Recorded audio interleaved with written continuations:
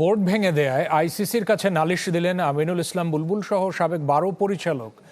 পরিস্থিতি পর্যবেক্ষণে আইসিসির একটি প্রতিনিধি দল আসতে পারে ঢাকায়। শুধু তাই নয়, উচ্চ আদালতের দ্বারস্থ হয়েছেন তাঁরা।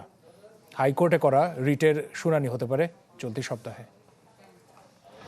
Payment done? No sir, cash on delivery. Wait. Amazing সব ডিলসে অর্ডার করুন দেশের যে কোনো প্রান্ত থেকে কার্টাপে ক্যাশ অন ডেলিভারিতে। নির্বাচনের 6 মাসের মাথায় গেল 7 এপ্রিল আমিনুল ইসলাম বুলবুলের নেতৃত্বাধীন বিসিবির কমিটি ভেঙে দেয় জাতীয় ক্রীড়া পরিষদ। সেদিনই জাতীয় দলের সাবেক অধিনায়ক তামিম ইকবালকে সভাপতি করে নতুন অ্যাডহক কমিটি ঘোষণা করা হয়।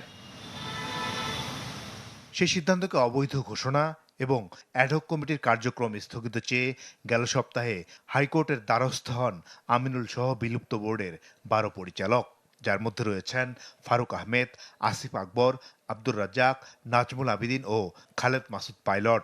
একই সাথে নির্বাচিত কমিটি পুনর্বহালের আবেদনও করেন তারা। চলতি সপ্তাহে রিটের শুনানি হতে পারে। এদিন রিটের খবর জানতে গিয়ে বেরিয়ে এলো চমকে দেওয়ার মতো খবর।